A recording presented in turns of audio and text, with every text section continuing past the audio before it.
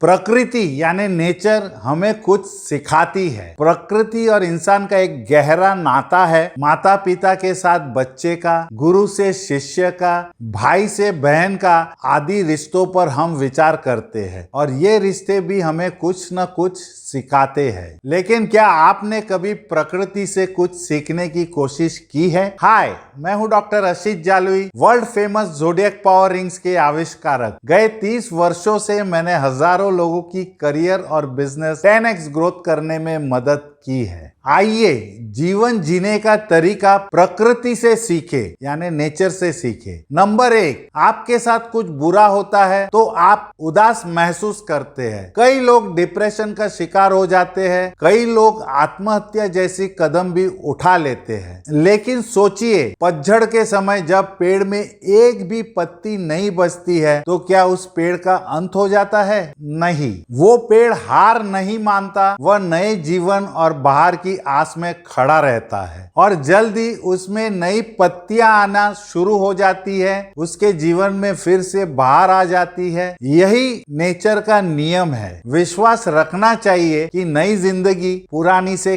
कहीं बेहतर होगी। हमेशा आपके डार्कनेस के बाद देखना, जो नया ब्राइटनेस आएगा उसका एक्स्ट्रा मजा आएगा, उसमें एक्स्ट्रा एनर्जी रहेगा। नंबर 2, जिस तरह कमल कीचड़ में रहकर भी अपने अंदर कीचड़ वाले गुण विकसित नहीं होने देता, उसी तरह चाहे हमारे आसपास कितनी ही बुराइयां हो पर उसे अपने अंदर पनपने नहीं देना चाहिए। हमें अपनी अलग पहचान बनानी चाहिए। नंबर 3, जिस तरह नदी में पानी का बहाव ऊंचे लेवल से नीचे की ओर होता है, उसी तरह हमारी जिंदगी में भी प्रेम भाव का प्रभाव बड़े से छोटे की ओर होता है। इसीलिए हमें कभी भी अपने आप को दूसरों के सामने ज्ञानी या बड़ा बताने की जरूरत नहीं है। इससे हमें कोई फायदा भी नहीं होता। नंबर 4, जब कोई पर्वत की ऊंची चोटी से जोर से आवाज लगाता है तो वही आवाज वापस लौटकर उसी को सुनाई देती है, जैसा इको कहते हैं हमें। यही नियम हमारे जीवन में भी लागू होता है। हम वही पाते हैं जो हम दूसरे को देते हैं। हम जैसा व्यवहार दूसरों के लिए करते हैं वही हमें वापस मिलता है। यदि हम दूसरों का सम्मान करते हैं तो हमें भी सम्मान मिलता है। यदि हम दूसरों के बारे में गलत भाव रखेंगे तो वही हमें वापस मिलेगा। इसलिए आप जैसा भी व्यवहार करें, याद रखिए कि वो लौटकर